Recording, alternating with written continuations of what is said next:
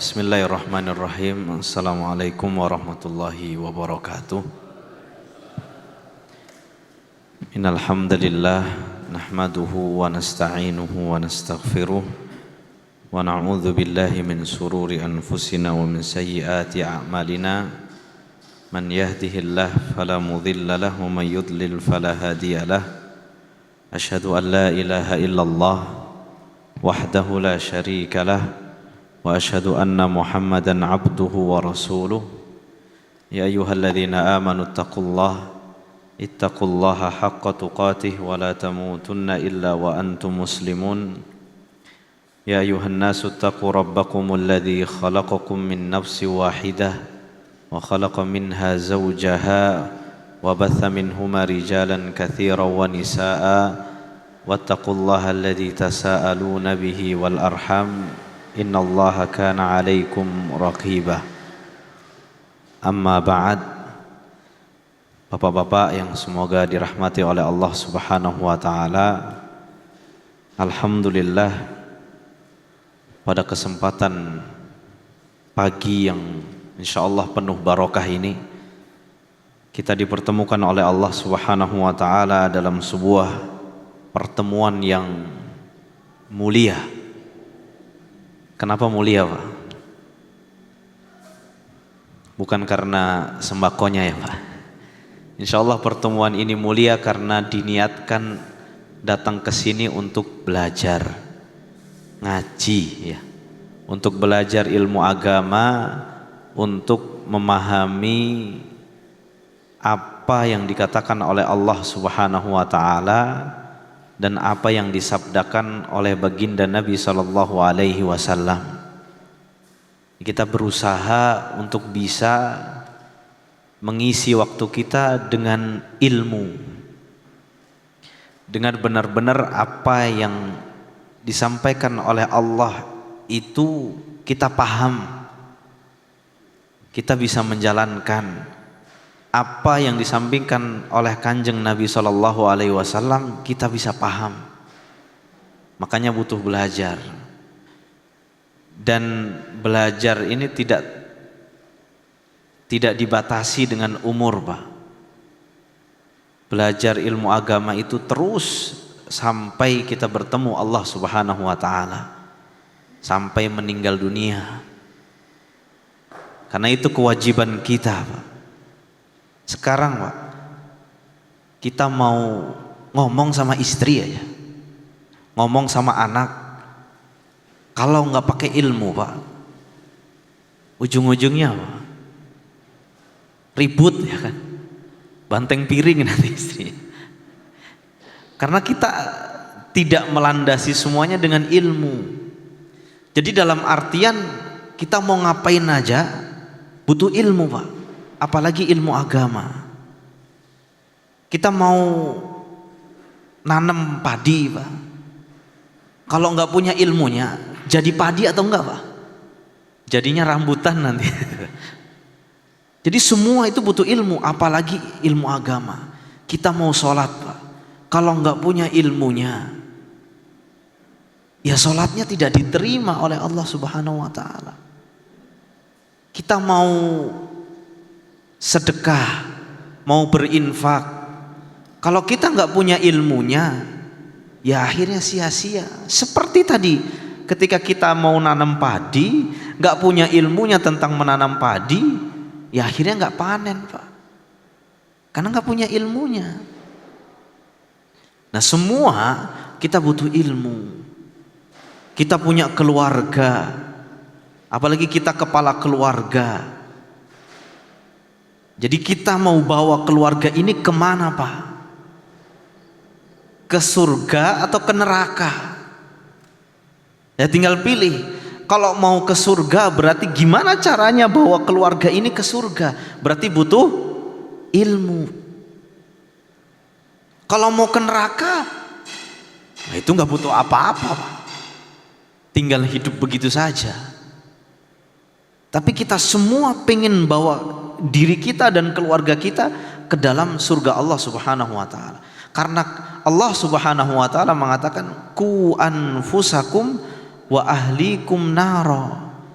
Jagalah diri kalian dan keluarga kalian. Keluarga Pak, keluarga itu tanggung jawab siapa? Kita Pak, sebagai laki-laki kepala keluarga.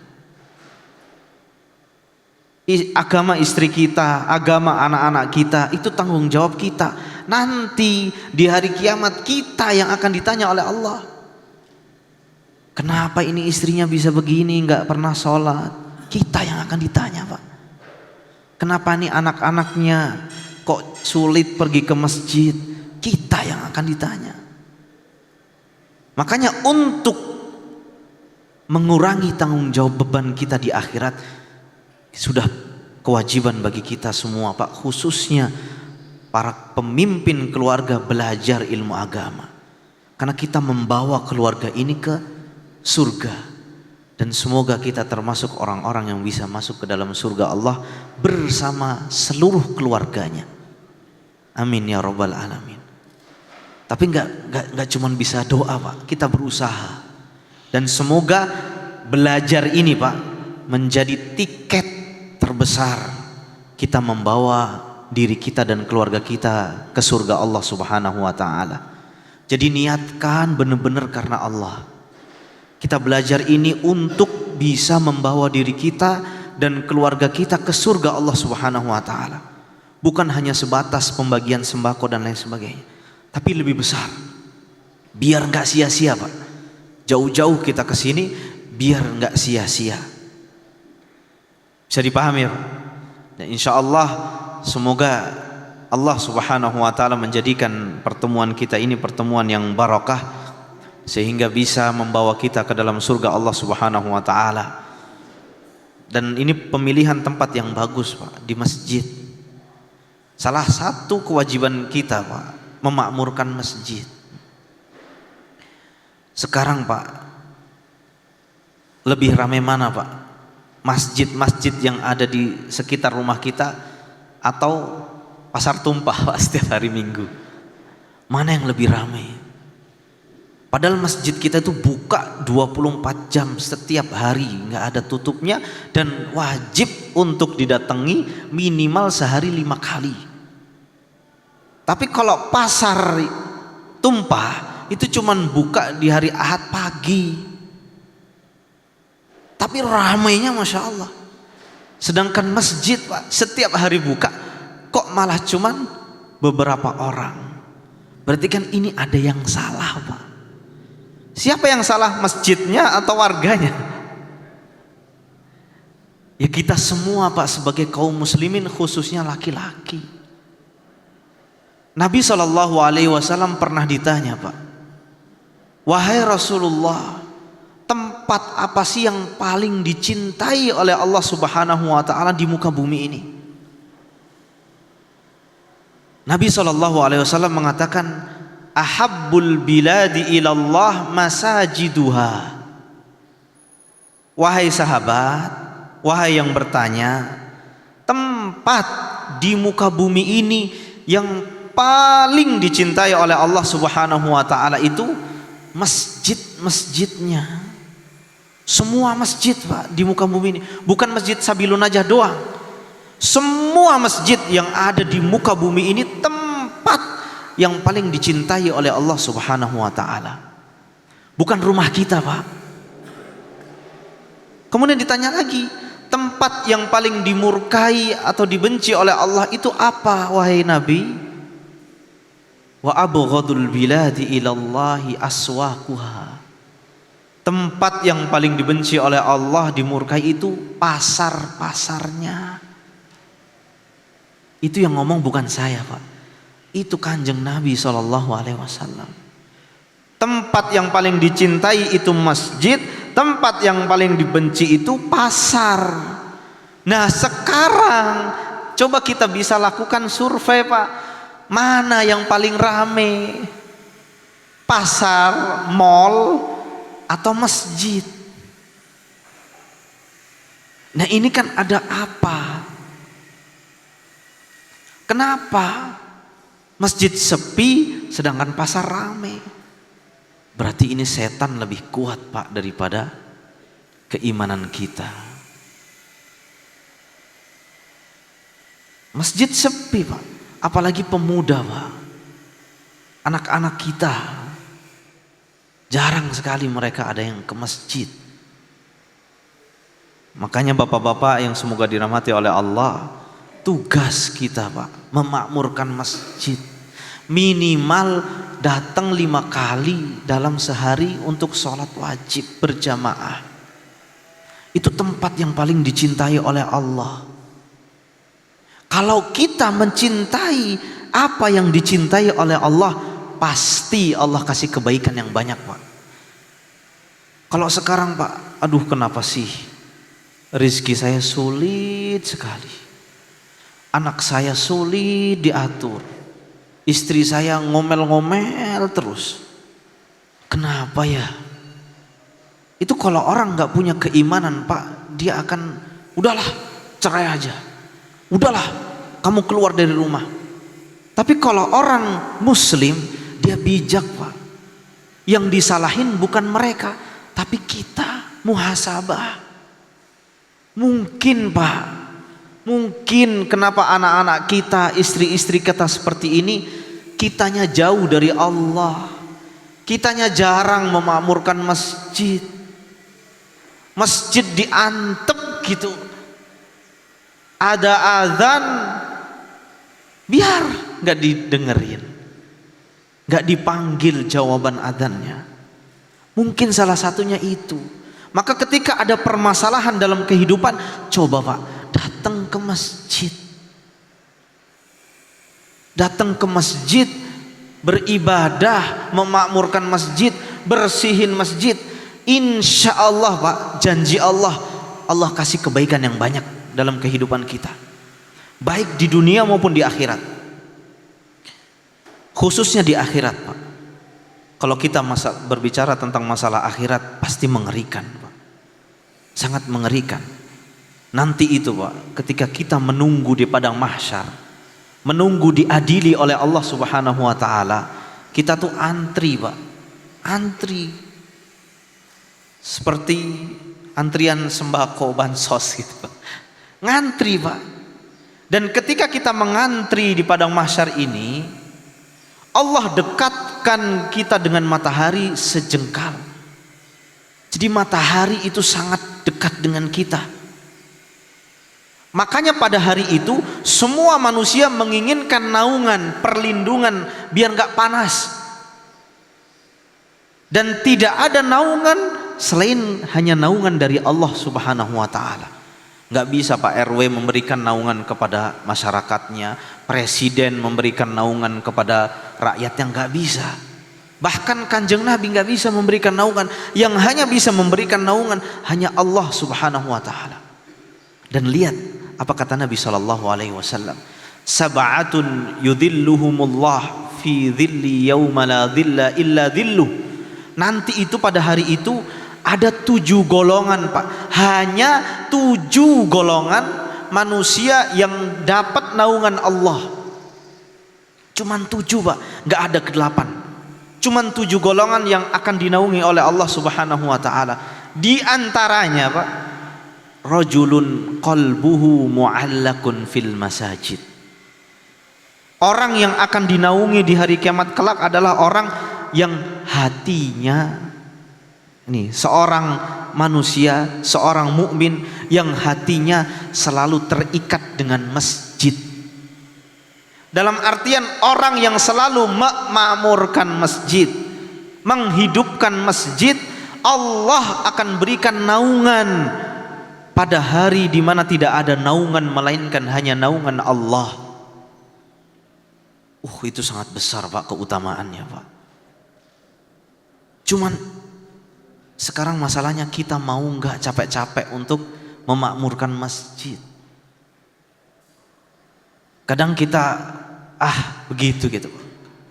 Ada adzan, nanggung gitu. Kerjaannya masih belum selesai. Ingat Pak, nanti dapat naungan, makmurkan masjid. Ajak Pak, ajak, ayo Pak, nyamper gitu. Sebelum ke masjid nyamper, ayo Pak ke masjid Pak, ke masjid. Pahalanya besar. orang yang memakmurkan atau mencintai masjid Allah Subhanahu wa taala. Dan bukan hanya itu, Pak. Banyak sekali kebaikan yang akan diberikan oleh Allah. Bahkan Allah akan memberikan kehidupan yang baik dan kematian yang baik orang yang selalu memakmurkan masjid. Kata Allah, "Asha bi khairin wa mata bi khairin." Orang yang memakmurkan masjid, mencintai masjid, hidup dalam kebaikan dan mati dalam kebaikan. Udah jaminan dari Allah, Pak.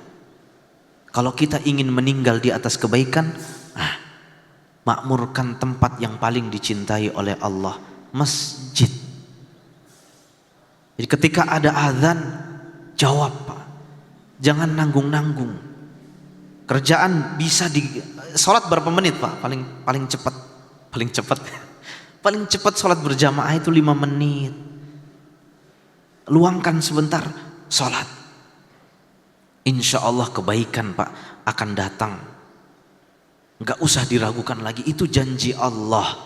Kalau kita beriman kepada Allah, Allah akan berikan itu kepada kita semuanya dengan sangat mudah.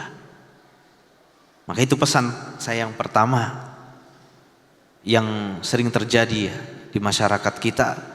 Masjid ini sudah semakin sepi. Jadi semoga saja Bapak pulang dari sini membawa semangat yang baru untuk bisa memakmurkan masjid.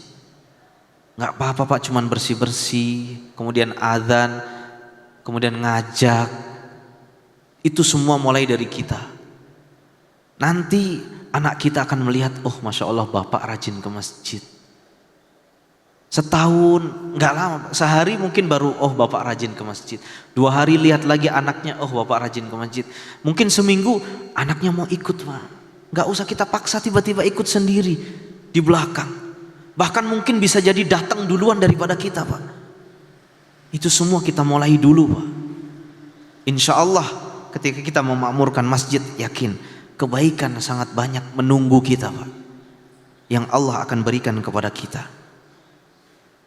Bisa dipahami ya, Pak? Insya Allah. Semoga saja pulang dari sini semangatnya baru, Pak. Karena sangat miris saya lihat masjid-masjid yang ada di dekat rumah-rumah kita, Pak. Seperti bangunan yang terbengkalai. Nanti ramainya ketika Ramadan. Habis Ramadan sepi lagi gitu.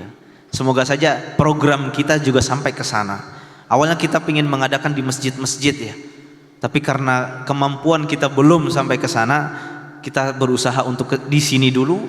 Nanti kita baru insya Allah akan pergi ke masjid-masjid untuk bisa memakmurkan tempat yang paling dicintai oleh Allah Subhanahu wa taala. Kita insya Allah akan belajar masalah 3 landasan utama. Ini kita akan belajar namanya pembahasan akidah, Pak. Pernah dengar tentang akidah, Pak? Akidah itu kalau bahasa kita keyakinan. Karena keyakinan itu bukan hanya sekedar kita hafal di lisan, Pak. Oh, rukun Islam ada berapa, Pak? Rukun Islam ada 5. Rukun iman ada 6. Masya Allah, nggak ketukar ya, Pak ya? Bukan hanya sebatas hafal itu. Itu, Pak, anak-anak SD zaman sekarang insya Allah hafal, Pak. Rukun Islam ada 5. Rukun iman ada 6. Bukan hanya sekedar itu. Yang namanya keyakinan itu benar-benar ada di dalam hati, Pak. Yang bisa kita rasakan di dalam hati kita dan kita bisa terapkan di amal seharian kita. Jadi bukan hanya hafal doang. Kalau hanya hafal saja, saya yakin non muslim kalau kita kasih tahu bisa hafal tidak, Pak? Bisa hafal. Bahkan mungkin lebih hafal daripada kita. Kalau sekedar hafal. Namanya akidah, keyakinan itu di sini, Pak, di dalam hati yang kita rasakan. Terus itu akan membuahkan hasil ketika kita beribadah. Itu namanya akidah, keyakinan. Nah sekarang bapak-bapak yang semoga dirahmati oleh Allah, apa sih tujuan kita belajar akidah, Pak? Sebelum kita masuk ke dalam buku, kalau kita nggak punya tujuan, ya akan tersesat, Pak. akan sia-sia. Abdi saya mau ke Cimahi, tapi nggak tahu mau ngapain di Cimahi. Mau ke Bandung ngapain, nggak tahu tujuannya apa, berdagang atau bertani, nggak tahu tujuannya, pokoknya saya mau ke Cimahi. Pas sampai Cimahi bingung tuh Pak, bingung. Dan dari awal nggak ada tujuan. Saya mau ke Cimahi itu mau ngapain? Saya mau ke Bandung itu mau ngapain? Ketika naik kereta sampai stasiun Bandung, turun Cilang gitu. Mau ngapain saya ke sini? Karena nggak punya tujuan Pak. Nah sekarang kita belajar akidah, belajar keyakinan, kalau nggak tahu tujuannya bingung Pak. Iki belajar naonnya, ini belajar apa, tujuannya apa, bingung karena nggak tahu tujuan. Makanya saya tanya Pak, kita belajar akidah tujuannya apa Pak? Buat apa kita belajar akidah, belajar masalah keyakinan? Tujuan terbesarnya untuk mengenal Allah, untuk menghadirkan keimanan kita kepada Allah. Dahulu Pak, ketika sebelum diutus Nabi SAW di Jazirah Arab, di Saudi Arabia Pak, dahulu sebelum diutusnya baginda Nabi SAW, keadaan masyarakat rakyat di sana bagaimana? Hancur Pak. Akidah keyakinannya hancur, akhlaknya hancur, kasih sayangnya hancur, ibadahnya apalagi hancur. Masyarakat Arab saat itu gak karu-karuan, rusak. Makanya banyak perang, banyak pembunuhan, banyak berhala-berhala di sekitar Ka'bah. Ka'bah itu sebelum diutus Nabi Muhammad sudah ada atau belum Pak? Sudah ada. Ka'bah itu sejak Nabi Ibrahim dan Ismail. Sudah ada Ka'bah itu, tempat paling suci bagi umat Islam. Sejak sebelum diutus Nabi Muhammad, di sekitar Ka'bah itu Pak, banyak patung berhala yang mereka sembah orang-orang jahiliyah saat itu. Itu kerusakan Pak. Dan di patung-patung itu banyak sesajen-sesajen Pak, makanan-makanan yang ditaruh. Itu zaman sebelum diutus Nabi. Apakah hal ini terjadi pada zaman ini Pak? Sering lihat Pak, ada tanaman yang besar gitu, pohon yang besar, tapi di bawahnya kok banyak makanan. Ayah kepala kambing, ayah cau gitu, ayah kok banyak makanan. Selama ini setahu saya Pak, pohon itu tidak makan Pak. Nu makan kambing, nu makan cau, itu manusia Pak. Tapi nah ayah di bawah pohon. Oh ini teh sesajen. Dan ternyata Pak, ini ada sejak zaman dulu. Sebelum diutus Nabi sudah ada. Mereka menaruh makanan-makanan sesajen di berhala-berhala. Ternyata ini kebiasaan yang rusak pada zaman jahiliyah sebelum diutusnya Nabi. Nah kalau sekarang itu ada yang seperti itu, berarti kita mundur, kita kembali kepada zaman jahiliyah. Nah pada intinya Pak, sebelum diutus Nabi, masyarakat Arab itu rusak. Kalau mereka lahir anak perempuan, apa yang dilakukan Pak? Dibunuh. Dibunuhnya hidup-hidup Pak. Itu kata Allah Subhanahu wa ta'ala. Jadi zaman Arab dulu, kalau mereka tiba-tiba dapat anak perempuan lahir, wah, dhalla wajhuhu muswaddan. Wajahnya itu merah, marah, bapaknya itu marah. Waduh, anaknya perempuan. Maka ketika anak itu lahir, dibunuh, dikubur hidup-hidup. Makanya di dalam surat At-Takwir apa Pak? Ditanya nanti bayi-bayi perempuan itu, bi ayyi dzambin qutilat, punya dosa apa sampai engkau bisa dibunuh? Padahal mereka belum punya dosa, tapi mereka sudah dikubur hidup-hidup, Pak, oleh bapak-bapak mereka. Nah, ini rusaknya Arab zaman dahulu. Sebelum diutusnya Nabi Shallallahu Alaihi Wasallam, mereka mabuk-mabukan, minum khamr, itu biasa sebelum diutus Nabi. Nah, setelah diutus Nabi, ketika Nabi diutus, mereka bisa berubah total, Pak. Bisa berubah. Yang tadinya menyembah berhala bisa langsung menyingkirkan berhala itu, langsung menyingkirkan sajen-sajen itu, langsung tidak minum lagi minuman keras. Padahal minuman keras pada zaman Arab jahiliyah, Pak, sebelum diutus Nabi, itu sudah seperti minuman kita air putih, Pak. Jadi lamun habis makan biasa, minumnya minuman keras. Itu biasa, seperti kita minum air putih. Tapi setelah diutus Nabi, lalu ada larangan tentang pengharaman minuman keras, mereka langsung meninggalkan. Bahkan disebutkan dalam sebuah hadis, Pak, dahulu itu tidak ada mikrofon. Jadi kalau Nabi ingin mengumumkan sebuah pengumuman, Nabi mengutus orang keliling kampung, Pak. Kamu beritahu ke kampung ini bahwasannya ada hukum pengharaman minuman keras. Lalu sahabat itu akan datang ke kampung tersebut, teriak, Pak, keliling. Sahabat itu mengatakan, innal khamra qad hurim, innal khamra qad hurim, bahwasannya minuman keras telah diharamkan. Apa, Pak, yang dilakukan oleh orang-orang Arab saat itu yang sudah beriman kepada Allah? Mereka langsung membuang semua stok minuman keras. Bahkan dikisahkan di Madinah itu sampai becek, banjir sama minuman keras, Pak, saking banyaknya. Bahkan disebutkan ada sahabat yang sedang minum minuman keras di taman, mendengar ucapan tadi, innal khamra qad hurim, bahwasanya minuman keras telah diharamkan, langsung, Pak, dimuntahkan itu, dibuang semua minuman keras itu. Pertanyaan saya, Pak, kenapa langsung bisa demikian, Pak?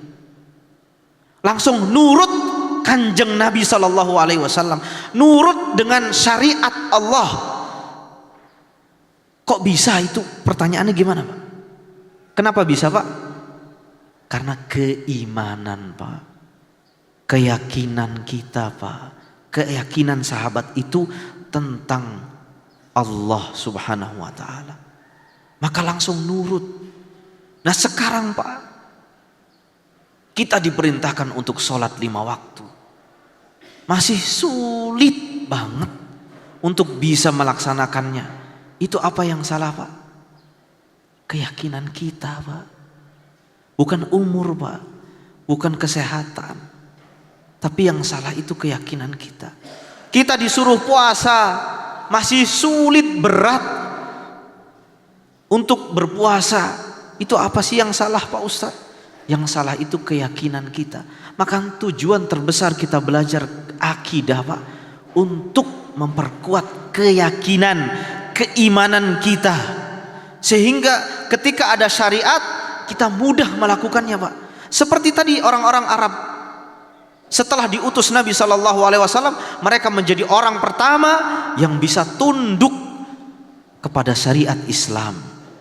Mereka bisa membuang khamrnya.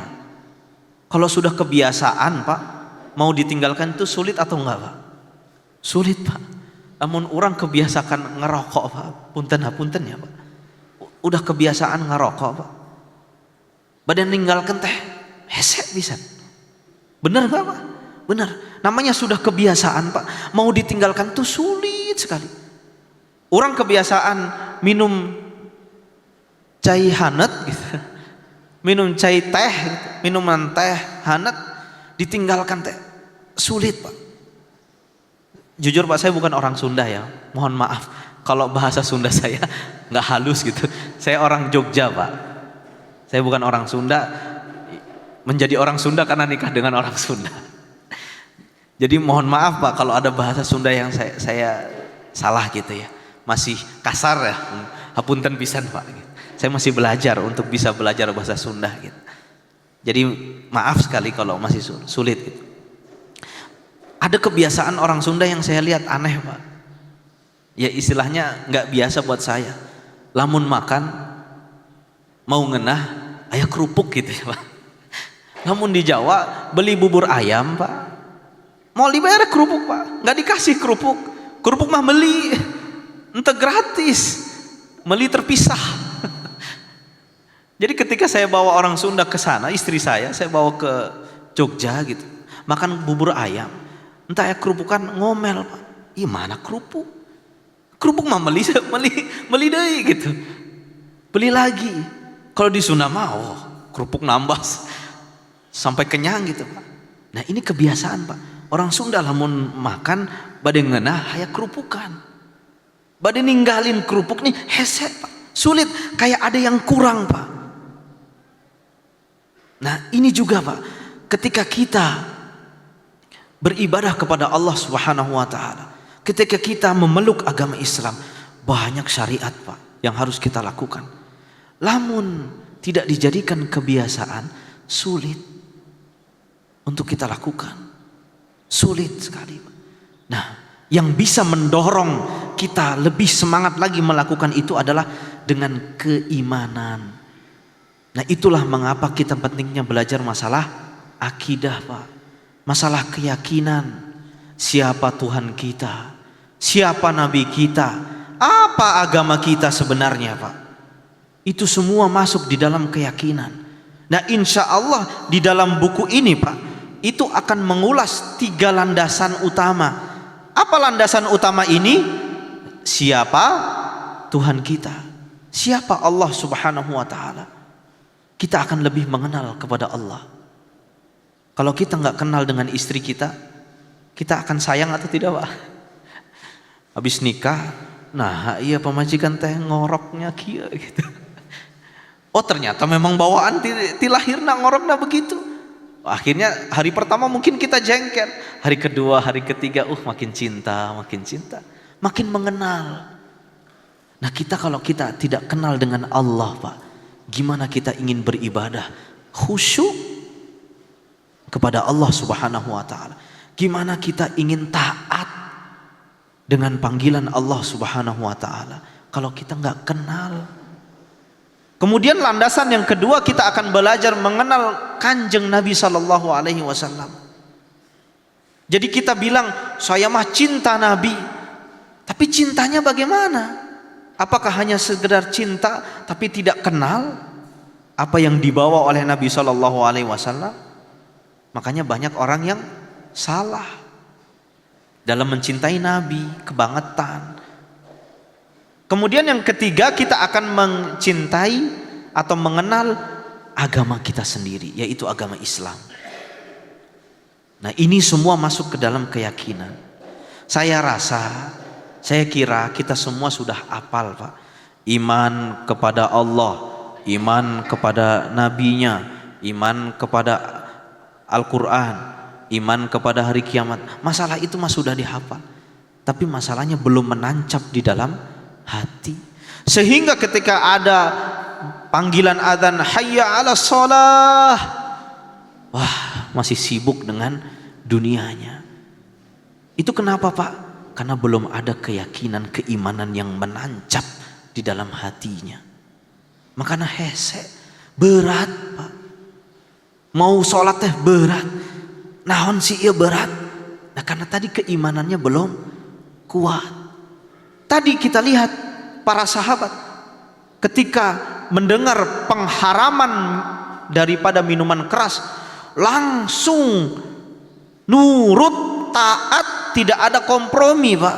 Langsung, nggak bertanya dulu, memang haram, memang oh iya, nggak nanya Pak, langsung dituang, dibuang, ditinggalkan. Kenapa bisa demikian? Karena keimanan dia kepada Allah sudah menancap di dalam hatinya. Kita Pak punya anak Pak, nak ayo sholat nak, sudah adzan. Apa kata anaknya? Ntar dulu Pak, ini nanggung. Oh berarti ada yang salah Pak. Keimanan anak ini kepada Allah belum kuat. Tapi kalau nak Ayo makan. Oh ayo. Langsung semangat gitu, harus suruh makan. Bahkan kadang makan pun masih hare-hare gitu Pak, masih sulit. Apalagi masalah ibadah. Nah itu Pak tujuan kita belajar akidah. Insya Allah kita akan belajar pelan-pelan Pak. Sedikit-sedikit yang penting bermanfaat Pak. Kalau kita sudah semangat Pak dalam beribadah, mohon maaf Pak, ajal kita belum sampai kita benar-benar selesai buku ini, tapi kita sudah semangat Pak, mau belajar Pak, insya Allah itu dihitung oleh Allah, kita sudah mempelajari semuanya. Insya Allah Pak. Jadi jangan merasa, Ustadz saya mah sudah tua Ustadz, sudah ini otaknya sudah mikir cucu, mikir incu, mikir banyak Ustadz, sudah sulit buat belajar. Enggak Pak, sedikit-sedikit, yang penting Pak semangat. Nah kalau kita sudah semangat Pak, benar-benar karena Allah orang belajar, insya Allah Allah akan menghitung itu Pak. Walaupun kita nggak paham-paham, tapi kita sudah mau Pak, sudah mau semangat, insya Allah Allah akan hitung itu Pak. Allah tidak akan sia-siakan semangat kita. Bisa dipahami ya Pak ya. Nah itulah tujuan belajar, tujuan kita terbesar belajar ilmu akidah atau keyakinan. Biar kita ngerasa mudah, ngerasa semangat untuk bisa patuh kepada Allah dan Nabi SAW. Ya agar kita enak hidupnya gitu. Nah itulah tujuan terbesar gambaran kita belajar akidah ini Pak.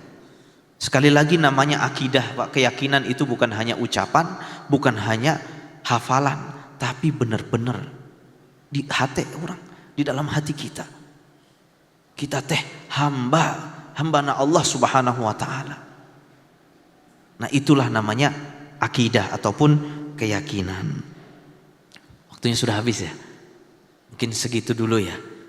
Boleh ya, sedikit-sedikit ya Pak ya. Nanti kasihan juga Bapak. Ya sedikit-sedikit nggak apa-apa Pak. Tapi pesan saya jangan putus semangat. Nggak apa-apa sedikit. Nggak ada kata terlambat Pak. Nggak ada kata terlambat.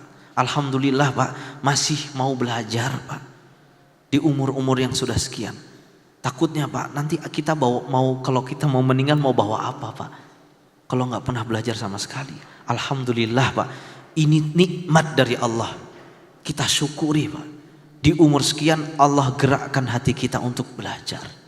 Tidak ada kata terlambat, tetap semangat Pak. Mungkin bisa jadi bapak-bapak lebih mulia dibanding saya di sisi Allah Subhanahu wa taala. Kita nggak ada yang tahu Pak. Mungkin karena bapak sudah semangat di umur yang lanjut usia, sedangkan kita yang masih muda, masih suka malas-malas, masih suka banyak salahnya.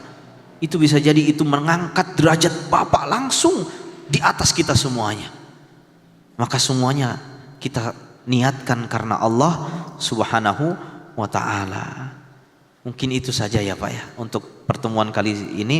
Kita belum masuk ke bukunya, itu baru pendahuluan biar kita tahu Pak tujuan kita belajar ini tuh apa. Biar punya gambaran kita tuh mau ke surga. Di surga mau ngapain? Nah, kita belajar ada tujuan jelas Pak. Biar nggak bingung.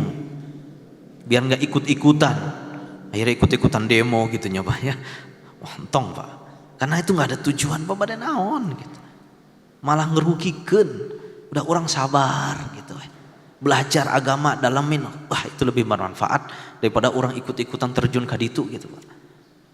Bisa dipahaminya Pak?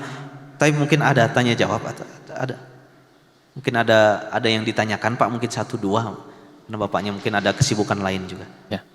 Ya silakan, mungkin ada yang mau bertanya Pak, 1 atau 2 orang saja mungkin. Karena waktu kita tidak lama, kita mau lanjut kegiatan selanjutnya. Tapi kalau tidak ada juga alhamdulillah. Ya nggak apa-apa. Mungkin ada yang ingin saja gitu, silakan Pak. Ditanyakan gitu Bapak, silahkan. Mau tentang gimana Pak? Masalah? Oh gigi palsu. Gigi palsu. Kenapa Pak gigi palsu? Tidak apa-apa Pak. Untuk kesehatan tidak apa-apa. Yang penting jangan terbuat dari emas Pak. Mahalnya Pak.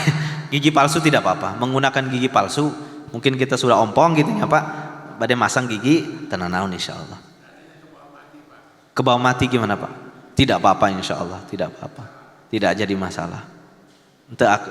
Ente nu ditanya mana nu orisinil gitu ente Pak insya Allah.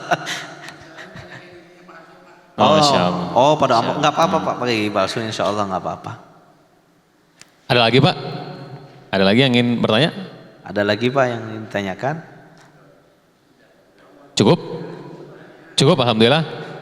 Mau bertanya atau ditanya gitu Pak ya? Nah, nanti mungkin sesekali kita ada pertanyaan dari Ustadz gitu ya. Siap. Bener gak nih, nyimak gak nih gitu?